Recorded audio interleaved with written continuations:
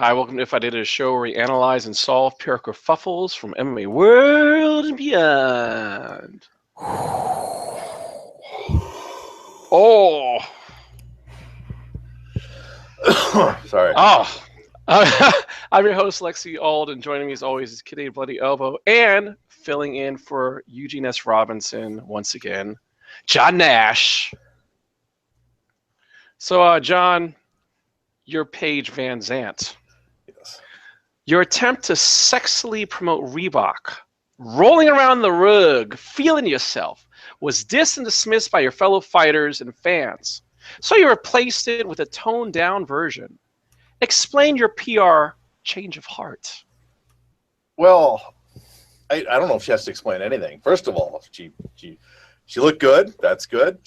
I think the thing people are missing is, and I guess she changed it because of the blowback from the fans and the other fighters, which is kind of ridiculous because people forget one thing: she's a model, and I think she was personally surprised that her being a model is looked down upon in the MMA world. Which it's not. I mean, she really didn't have to do anything because her fan base, I don't think, gives a crap what Angela Hill, as good a fighter as she is, thinks. But I would just explain it, and I wouldn't even explain it if I was her. I wouldn't care. Sex sells, and she's going to make money, and just I would maybe do it again. What the hell? She should definitely have not retracted and done the do-over. Like John said, her fans do not care, and she has more fans than these other fighters do. So she should have stuck to her guns and, done those things she did. And do it some more. I mean, her problem is she's not as good a fighter as she needs to be to pull off the level of profile she has. She's like that Russian tennis player. What was the chick's name? Anna Kournikova. Oh. Yeah, and her too, Maria. No, Sharapova actually won stuff. Where Kournikova, I don't know if she won any majors. No, she never did. And She Paige won Enrique Iglesias. Yeah, Paige. I think you're right that Kournikova is a better comparison for Paige because she just needs to win to get the respect. And if she doesn't, she's building her name for something. I'm not sure exactly what.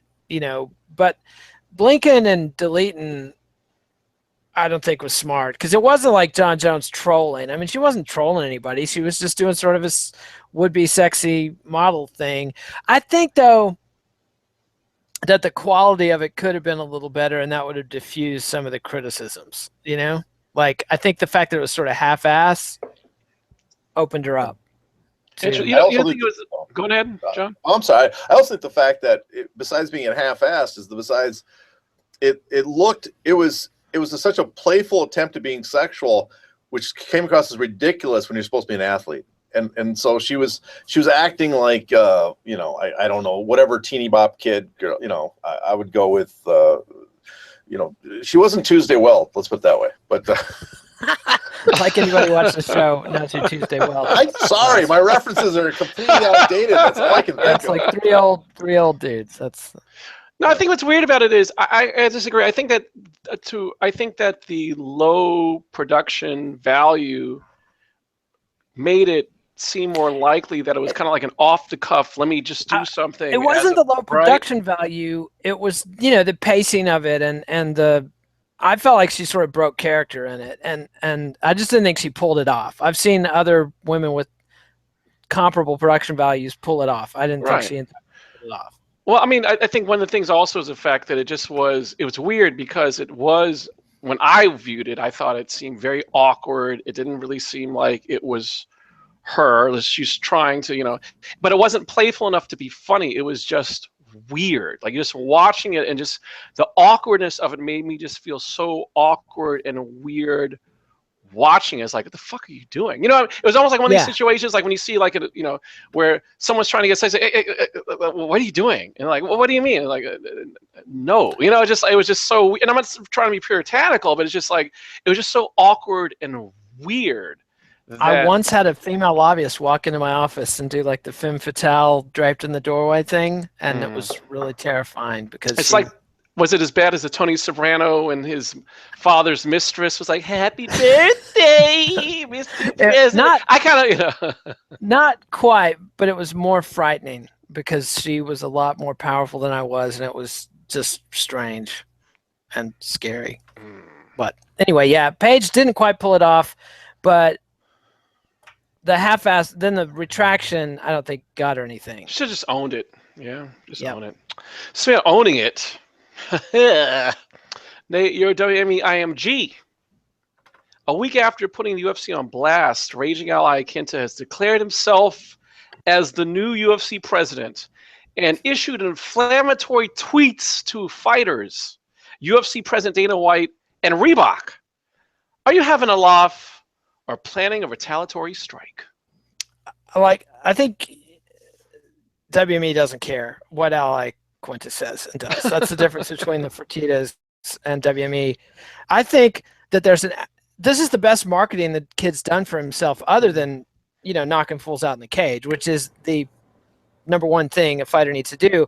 But as far as the special sauce and the condiments, he's finally getting a brand, which is bitchy ally Quinta, and there's a lot to complain about. I mean, the Bloody Elbow videos on Facebook that we did like 6 months ago, it's just a compilation of quotes, angry quotes fighters made about the UFC. That thing was our most viewed video this week, and it's like 6 months old. It's like people are bitter at the UFC, not just fighters, but also fans. And the goodwill that Zuffa had earned over a decade was pissed away in a remarkably short period of time, 2-3 years. And there's a market for this for Iaquinta if he keeps winning. But he's playing with fire and could easily find himself playing in Bellator or not in MMA at all.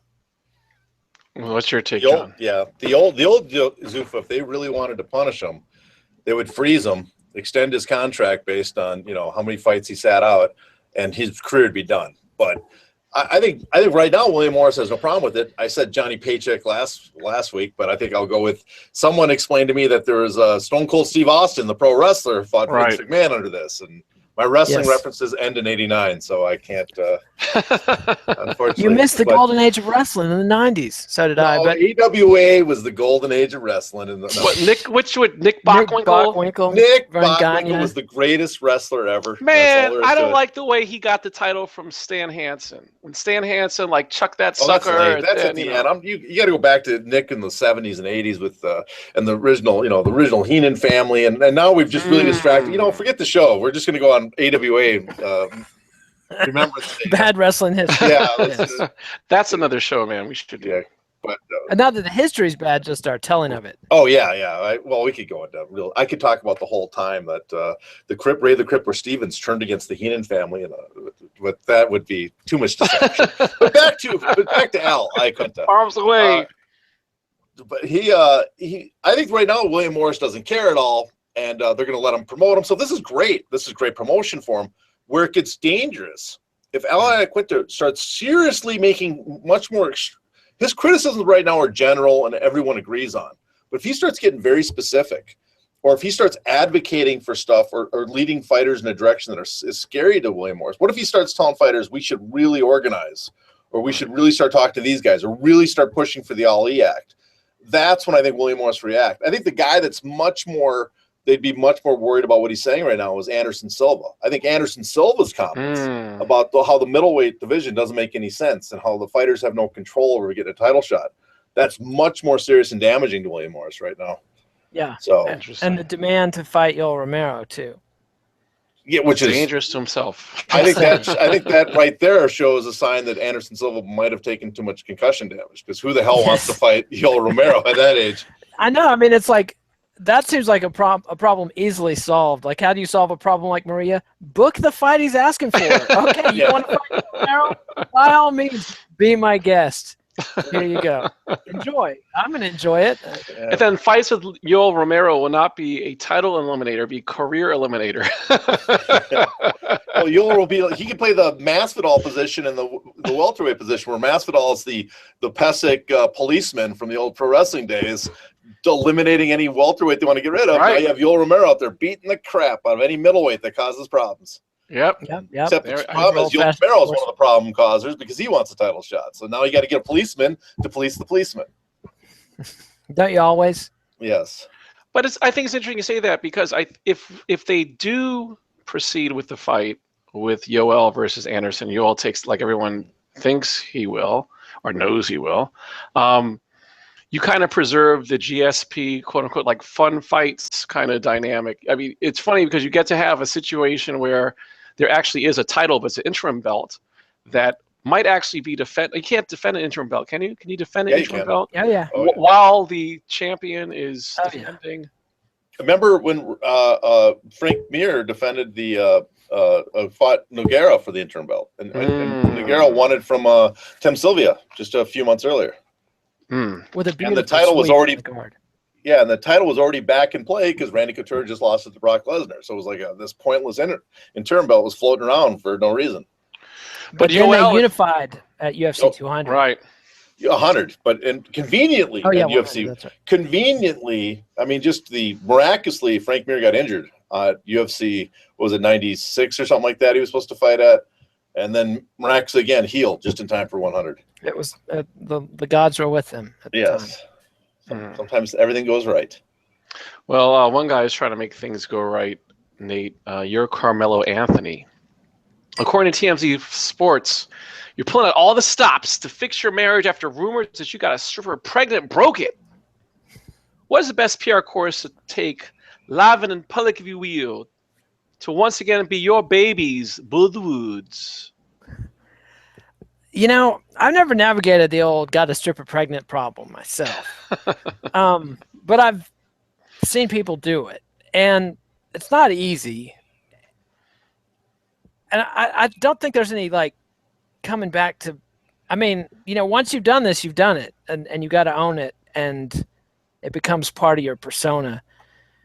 And I don't know if Carmelo can pull that off. And then it's also like fighters have to win in the ring. In a marriage, you've got to keep the home fires burning, and nobody can tell from the outside if that's working or not. If the chemistry at home is working or not, you know, people like Chuck Berry can stay married for decades, and everybody else is going, Chuck, how you do this? And something's going on at home that's making her overlook a lot of nonsense. And I don't know, only the Anthonys know the answer to that one. So that's my advice for him is, get your shit in order at home, son. What about you, John? As a man that has failed several times in every relationship he's ever had, I don't know I'm the best person for this advice, but I will go off. I thought you were going to say you'd failed to impregnate any number of strippers. That part I don't know, but I will use the advice. There's a little John somewhere out there. There's might be several little Johns out there. Well, the good news is I have a twin brother, so DNA testing does nothing, people. So you can't prove anything. So I'm safe on that front. I'm going to use my uncle's advice on this, right? And my uncle's advice, who used to run a bunch of massage parlors in Minneapolis, was honorable. You know, very honorable business. The AWA loyalty. Okay, I get it. Minneapolis actually, no. His was terrible advice. His was always, I never give women money. I take theirs. So forget that. That advice is terrible. That is also good advice, though. That is solid. For young men out there, that's really solid advice. But you'll end up getting raided by the IRS on your estate because you haven't paid taxes on whatever money you made. But anyways, pay your taxes. Yes, but I guess the key for him is, one thing is what's his home relationship like with his wife. I don't know what the relationship is. Maybe she's fine with it. Maybe she doesn't have a problem with him out having extramarital affairs. She probably's not happy about the kid, but you never know. There's a lot of people I know. Maybe it's because actually it's not. I would say I'm in Hollywood, so I know a lot of people that have strange relationships, but I would say going back to Minneapolis, where everybody's supposed to be conservative and strict, some of their relationships are some of the most bizarre relationships I've encountered with people, where swinging is considered a norm and acceptable. The yokels that get the freak on. Oh yeah, every time I visit, like, you're from Hollywood, this is probably too tame for you. And I'm like, no one in Hollywood does this. No one is spreading out coke-fueled orgies in Hollywood every night. At least not. I'm not getting invited to them. That might be the problem. But in Minneapolis or Twin Cities, that seems to be a regular, behavior. So for him, I don't know what his home life is like. So I don't know what he's got to say to his wife. I think the big thing for him is, his basketball career is in the dumps. So he's no longer making a lot of money. And so I guess that's probably his primary concern. What's he going to do about the money that if he loses his wife and has to give her a large portion, that's the downfall of many of athletes, the divorce. So that advice was horrible. This is where we need Eugene. He's got much more experience in dealing with the and playing in the NBA. Hey, so you got NBA. That leads us to our next question. Let's see if let's just see if you have an NBA jinx, John, because you're Lonzo Ball.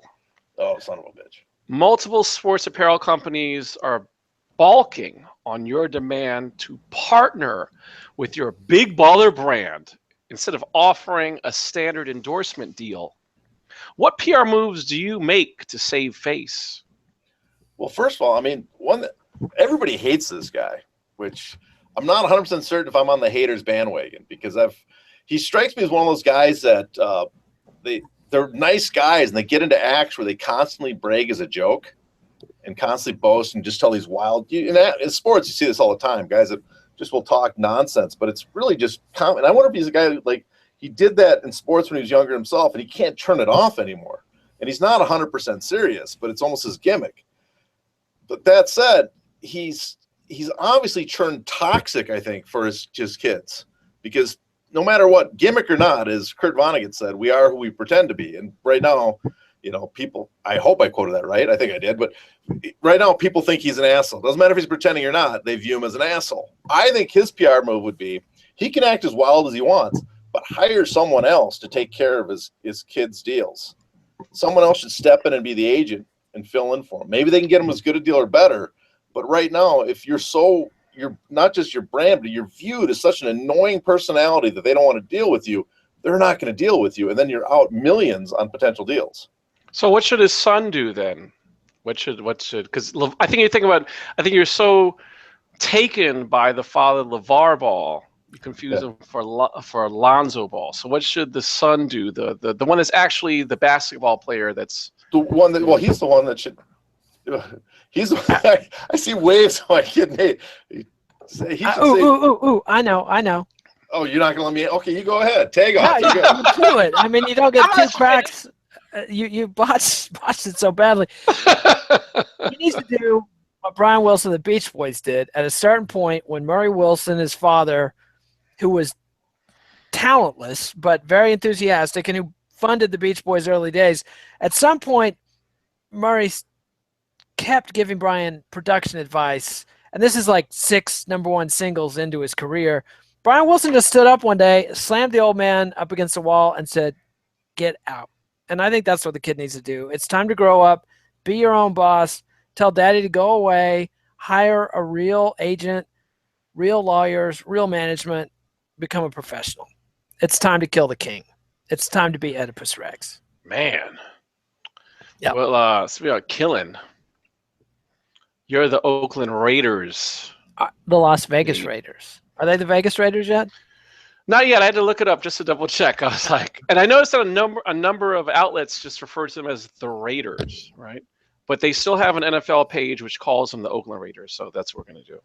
You defended drafting rape suspect Garyon Conley in last week's NFL draft based on your research. With confusing reports made by his attorney surfacing days later, what additional efforts are you making to protect the Shield and your brand? The Raiders can't really damage their brand any more than it's already been damaged by the bullshit they pulled in Las Vegas. I mean, they were too toxic. Who was the dude in Vegas that ran off? Sheldon Adelson? Could not put up with their crap? When you're too nauseating for Sheldon Adelson, you're beyond the pale. And everybody knew this was a problem before draft day, and they seem to view it as a discount on talent. And the guy's alibi, all the other guys of the gangbang said she was into it. What planet is this? Sadly, I know what planet this is a viable defense. America, because juries buy shit like that. Oh, well, the other guy said she was into it, so I guess not guilty. But I don't think it's that. The guy's not – this is 2 big strikes against the kid. And the stuff that came out wherein all of his exculpatory evidence contradicted each other, it's not looking good at all. So if I were the Raiders, I would just go ahead and play the guy. Nobody gives a fuck. They're the Raiders. People hate them. They're scumbags. Whatever. Yeah, we drafted a rapist. Look at him play. That's I think that's their angle. What do you think, John? Well, I like that angle because just basically go full out heel. Just admit we're the worst team in pro sports. We've been the worst team since Jack Tatum crippled a man on the field. We are going to stand by that, being the worst team, and we're going to we've screwed over multiple. We've screwed cities over, not just people. That's the Raiders. But I tell you what, this is seriously a warning sign. One thing. Don't get into orgies, people. No matter what Eugene says, orgies are not good. A lot of moving parts in an orgy. The closest I got to an orgy was walking into a house we were scouting, and they're getting ready to shoot a gangbang porn. And then as soon as we found out there's 5 guys ahead of us, then we turned it down. But it was horrible. You don't want it. Every orgy ends up like it sounds great, but then it ends up like the Weather Underground, and everybody gets the crud. So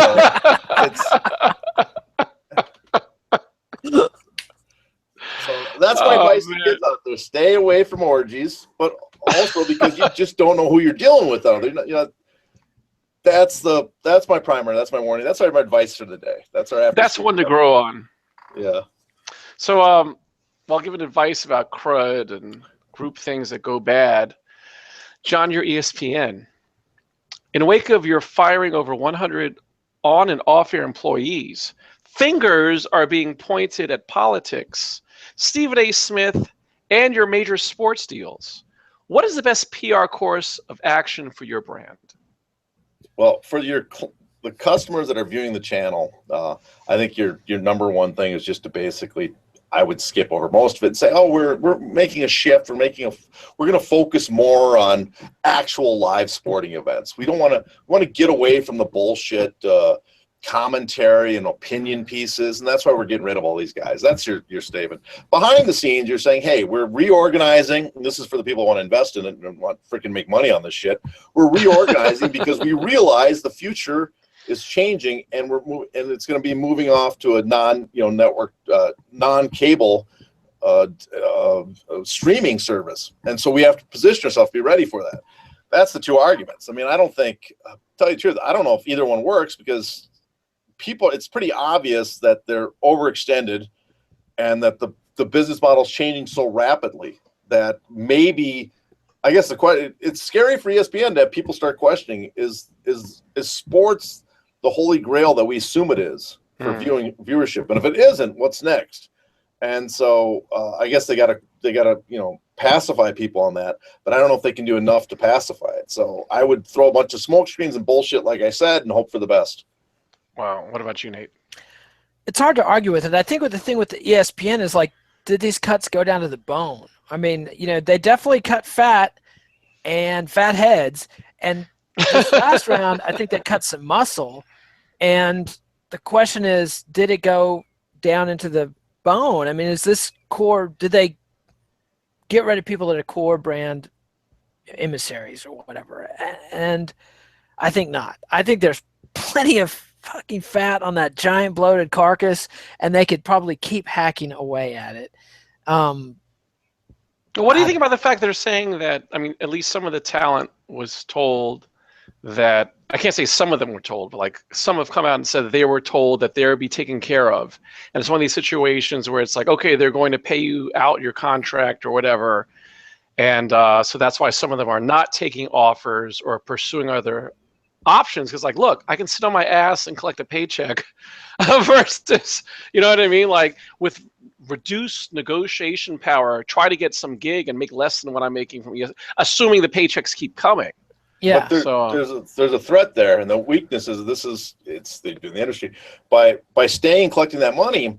What ESPN is doing is basically, right now, their value is probably at their peak because they're known commodities. If they sit and do nothing for 3 years, by the time they're on the market again, they're suddenly no longer valuable to like a Fox or some other channel. They can draw the audience away from ESPN. So ESPN is going to pay them out to make sure that by the time that they enter the market, they're no longer the personality they were when they left. So that's I guess that's the risk they got to play.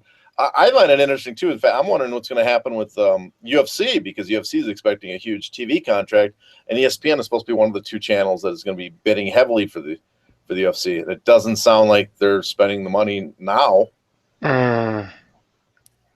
Yeah, I mean, some people are still arguing that the UFC could still get.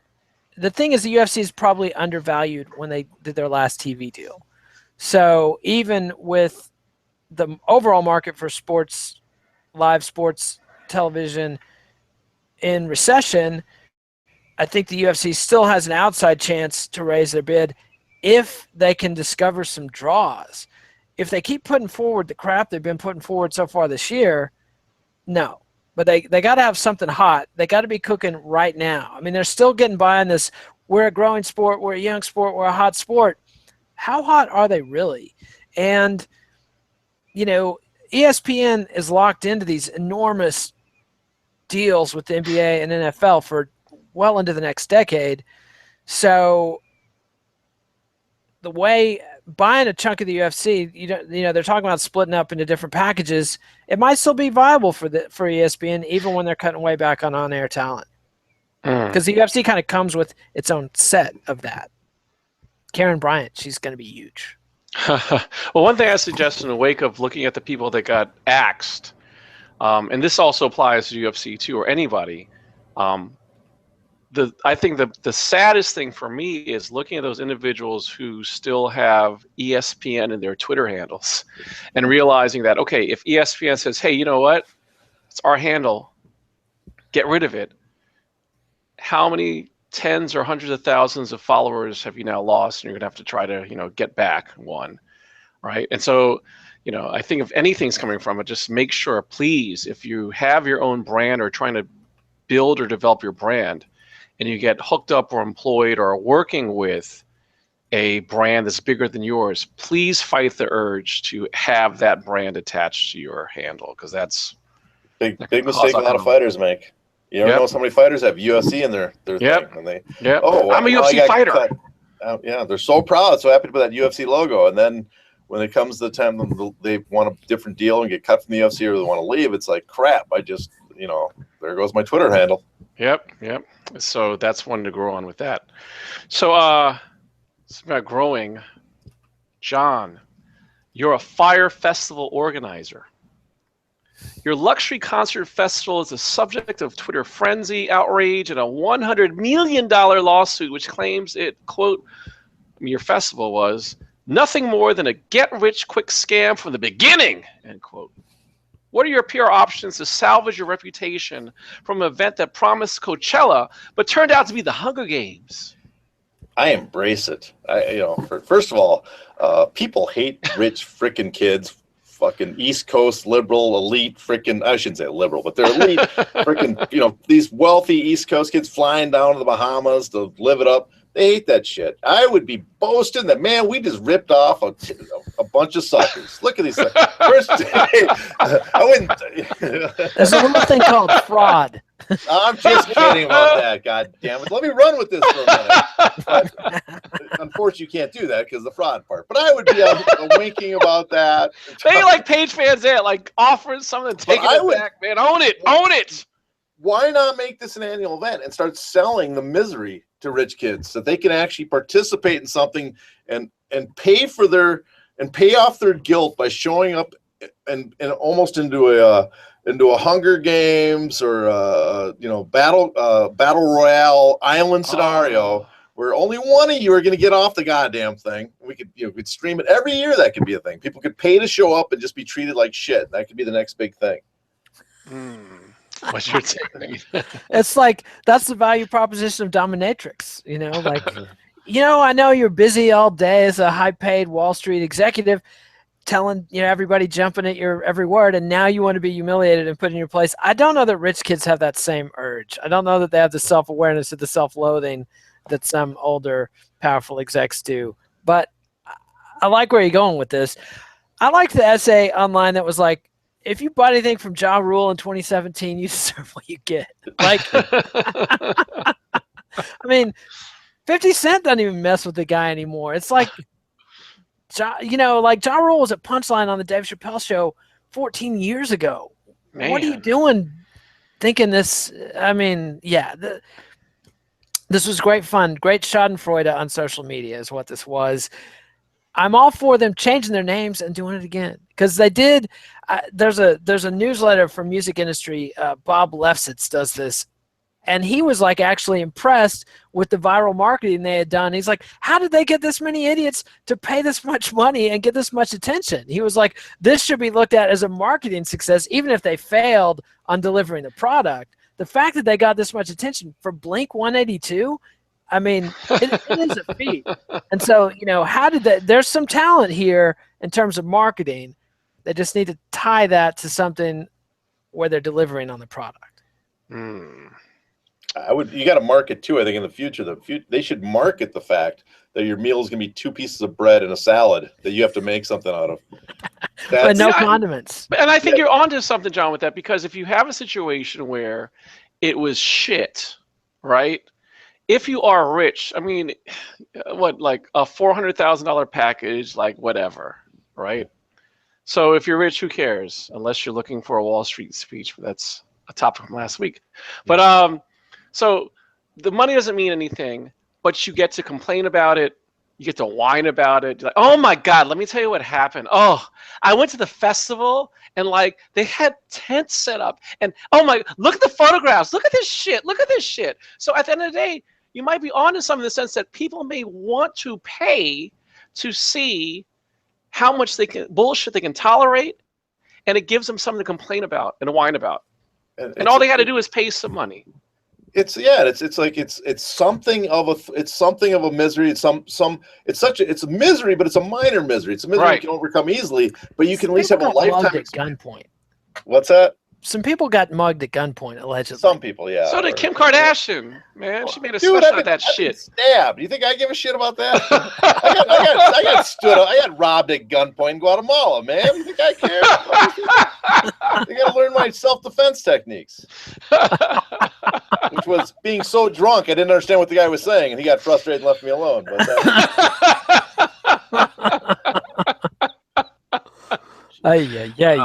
Damn freaking dude. Man, that's another story they can tell. I got robbed. We can even have a booth. We can have a special package that includes that. You will get robbed at gunpoint. You have to pay extra for that. Yeah, that's a little bonus. We might even give you your passport back. Ja Rule himself. Personally rob you. You'll get robbed by a hip hop star that's no longer relevant. Pick your choice. That's pathetic, yeah. So brings us to our teachable moment. Nate, you're President Donald J. Trump. What have you learned from your first 100 days in office that future presidents can apply to theirs? And what adjustments, if any, do you plan to make? Well, I think the precedent that Donald Trump is setting is just steal with both hands, because nobody's saying anything about the obvious. I mean, they're talking nonsense about Russians stole the election and, oh my God, he's going to talk to the president of the dictator of North Korea. It's like, it's diplomacy. You talk to foreign leaders, like especially the ones you don't like, because it's better than war. But nobody's caring about the enormous blatant bribes that, say, China and presumably some Russian oligarchs have been giving him right out in the open. And I think future presidents are going to be stealing with both hands. I mean, Ben Affleck, Oprah, whoever follows Trump, they're just, it's a kleptocracy, and that's the important thing.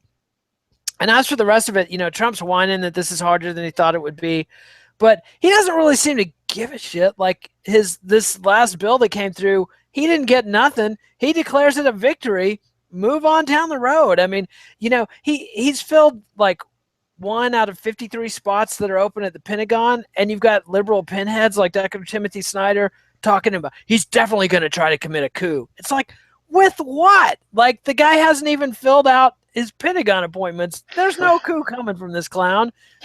Just keep bullshitting, keep stealing with both hands. And right now, I think he's going to get reelected in 2020, as dipshit as the Democrats are.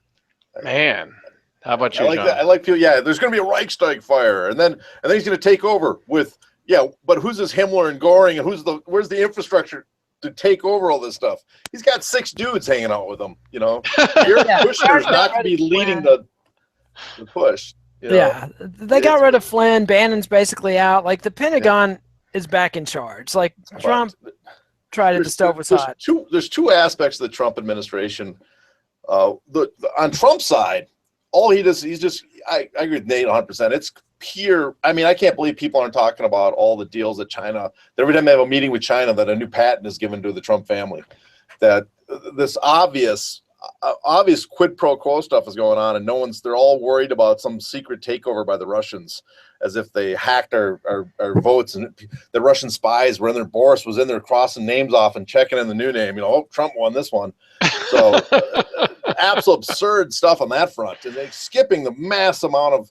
And I think like the weird way that Ford set a precedent, followed by Reagan when they took the speeches in Japan, that afterwards now president just cashed the shit out of the presidency.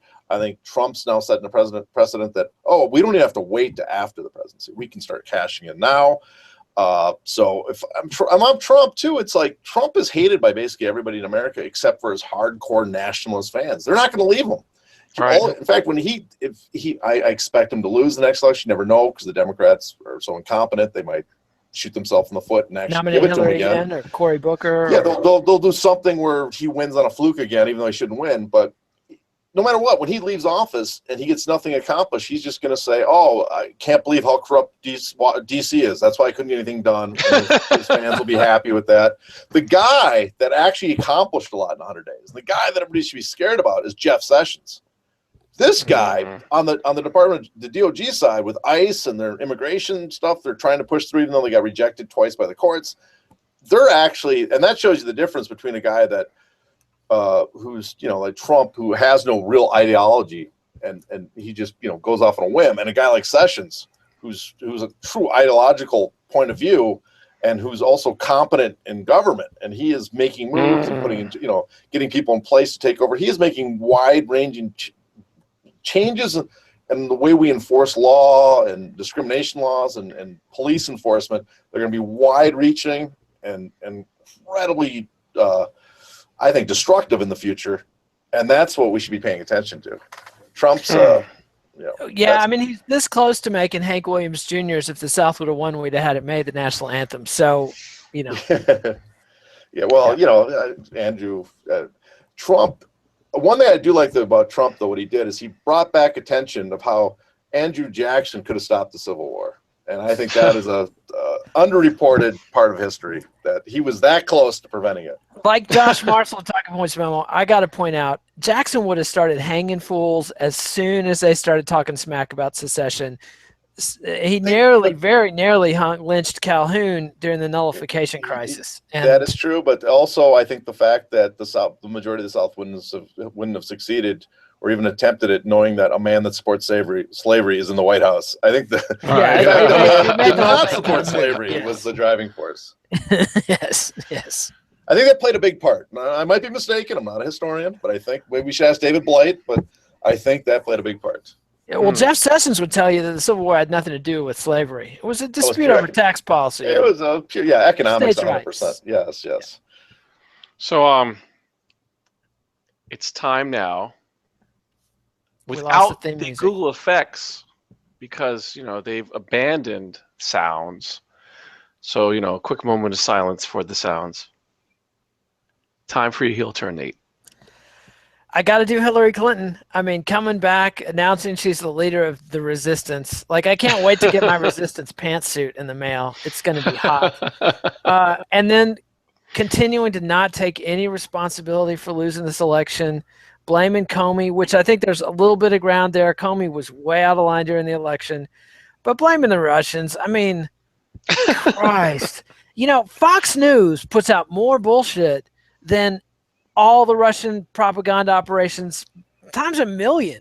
And you're talking about RT.com. I mean, this is literally Boris and Natasha level ham-handed buffoonery. Like, they're putting Jill Stein on the internet. Oh my God, things are shaking. I mean, talk about a blow to the system. It's like they're paying a bunch of liberal retreads that nobody in the mass media will put on the air because there's no money in what they're saying. Nobody's paying attention except for their hardcore fans. And it's just utter nonsense. And then coming back in the wake of the Shattered book that just eviscerated not just the campaign, but her. I mean, I think if you read that book at anything beyond the most cursory level, you quickly conclude any organization held by Hillary Clinton is going to be fundamentally flawed because she's so insulated from reality, has so many layers of courtiers around her, so much palace intrigue, such a cumbersome operation. I mean, there's no way she can. Yeah, and Huma. And Wiener, not far and away. So, I mean, wait. So you're saying she is not the Jean Moulin of the resistance? She's not lady. I would say no. I would say no. And the whole idea of the resistance, I mean, give me a fucking break. That's from Star Wars, man. Yeah. They have in the in Force Awakens, the resistance. We're gonna end up with a bunch of freaking white kids pretending like they're the revolutionaries again, like the Weather Underground and and they're getting family their and ass beats by Nazis, which is a great American left-wing tradition. It's pathetic. Yeah, it's well, I guess I mean, I think Clinton's big problem, and I think Americans just haven't accepted this yet, is that it's the Republicans are actually destroyed. They don't even know it. They've been co-opted by a nationalist movement. That's Trump is their leader, but Trump again is not ideological enough to like basically purge all the other Republicans and move in, Bannonites to take over the party. But that's their base. I think the Democrats don't realize they're still run by the professional class. I don't think they quite realize that basically their base, the majority of the Democratic type voters, want to return to the old school Great Society, New Deal type politics. They want to go back to that, and the Democratic Party is fighting it tooth and nail.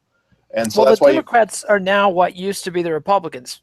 The H.W. Bush style, Yankee blue blood, puritanical snob motherfuckers that everybody hates because they just tut and judge. And, I mean, there was a great Onion piece today where they had a video of a Pennsylvania voter, Trump voter, regrets his vote now that he's read 800 pages of feminist theory. It's just like, you're not reaching anybody with the tut-tuts and the judgmental bullshit. Well, that's what I thought was disappointing with the whole. I mean, when I heard the clips from her speech, was the fact that it totally goes into like, oh my God, he's so fucking stupid. And he's stupid. Oh my God, he's so stupid. Oh, he's so stupid. Oh, he's a dumbass. Oh, he's so stupid. He beat you. One of these things where it's like, he beat you, number one, and number two, the party's not going to be able to defeat his re-election effort by saying, "Oh my God, what a fucking dumbass!" It